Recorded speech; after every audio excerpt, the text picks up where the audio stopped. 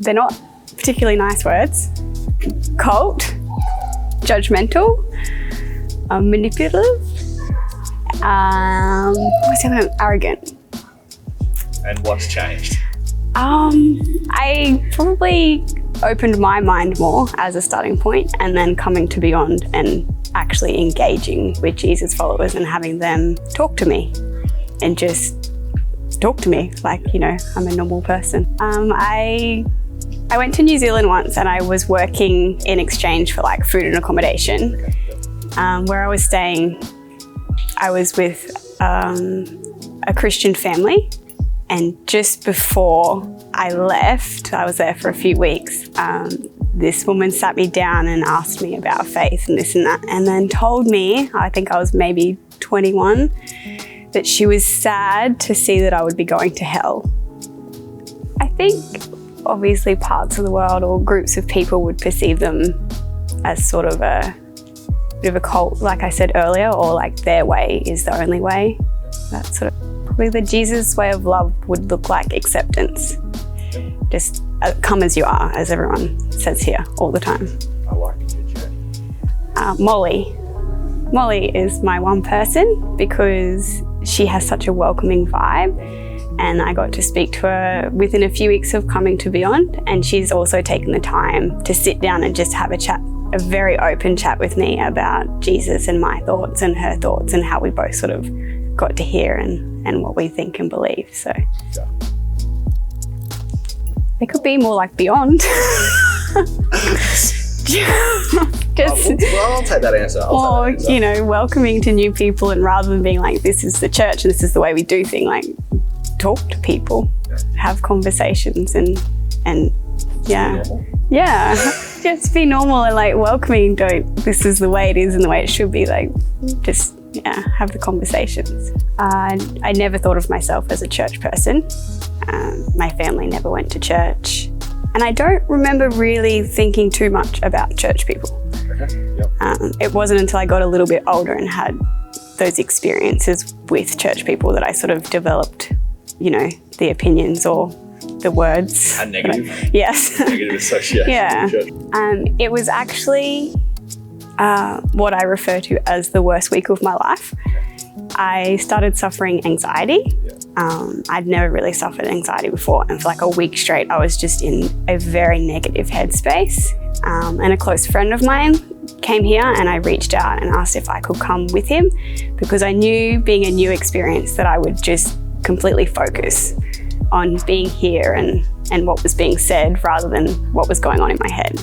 Right. So I came and I did just that. It was an hour where I was just somewhere else, and it was the best hour of that week, and I enjoyed it, and I found it relatable, so relatable that I was like, I want to come back.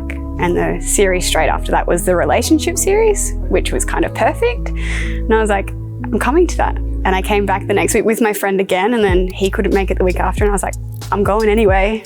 He's like, all right. I'm like, yeah, I'm going. And that's, I don't know, I think it was just the initial few weeks and just being able to relate. Like, you know, everything relates back to something out of the Bible or something Jesus said, but I can relate it all to my life or what's happening in my life. And then I spend time through my weeks thinking about what's been said and how it does relate to me and how I can sort of, you know, put things into a different perspective. And that like really helped me with a lot of things. Yeah, a big step for me was volunteering for Infinity Youth. I heard Riley talking about it last year, and it was the most bizarre thing, but I just felt like I needed to be a part of it. It was like something within me said, you need to go and do that. And it was like I couldn't fight against it. And sort of growing up, I would have these thoughts and ideas, and I'd always like give myself excuses, but there was like no excuse. And I went to the open night for it, and it was very confronting. Like, Lockie was saying how committed we needed to be and talked about the faith side of things, and it was very daunting. But I still couldn't use it as an excuse. Yep. I was like, no, I still have to go and have to be a part of that. And yeah, for me that was a big thing, and it's great. My first week, not so great. I had all these expectations in my head of what small group was going to be like and how these kids were just going to love me and this, and it was not like that at all. And I got in my car and I cried. But I went back, Lockie offered to put me with a different group and I was like, no, that's not happening. And it's great. They're a really good bunch of kids who have their own stories, and I think I can probably relate more to them and like maybe than some of the other leaders, because they sort of sit in the same place I did at their age when it comes to faith. And yeah, they're a good group of kids, and I find sometimes they come up and just chat to me now, just off the cuff, and I'm like, this is cool. Probably my kids. Primrose especially, she's my 5-year-old daughter. She's very clingy. She attaches herself to me and she doesn't like new people or new settings and trying new things.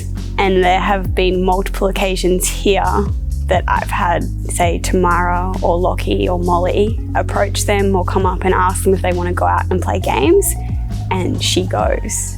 And for me, I'm like, for her to feel so comfortable and willing to go and happy, like that says something to me. Like that's a huge thing for me. Hey. Oh, thank you.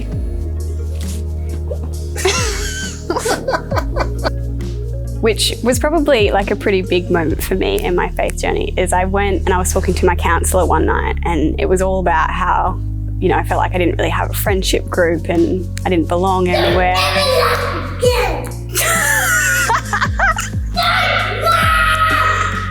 Is he serious? I'm sorry. Passionate about your story. This is good. Stop laughing. Sorry. Should I start again with that? You can just take that to the top, yeah. Okay. Is he coming back? No. All right. I'm very serious this time. Yeah, all right.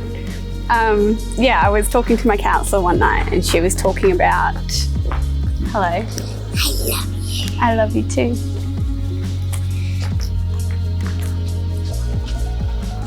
You guys need to stop that! He says you just want to laugh. So. Yeah, it gets his real grumpy face on. Yeah. Third time lucky. I was talking to my counsellor about, my friendship groups and how I didn't feel like I belong, and like, I was a bit of a burden on everyone. And I went home that night, and within 5 minutes of getting home, I had a message from a friend, which was like an old photo of us and her just saying, I love you. I love this photo. I was like, that was weird, but you. I love you too. I love you. I love you too. Okay. And then the week after that, I went on a holiday with another friend, so that was obviously more time with a friend. And when I was on that holiday, I ran into a friend who lives at Yeppoon who I hadn't seen in months. And I'd been wanting to see, I'd reached out to her like a week earlier, like, are you going to be in town anytime soon? And she was like, no. And then we just happened to stay at the same caravan park. And I just thought that was really amazing. Just that moment, it was like I had no words for the fact that she was there right then.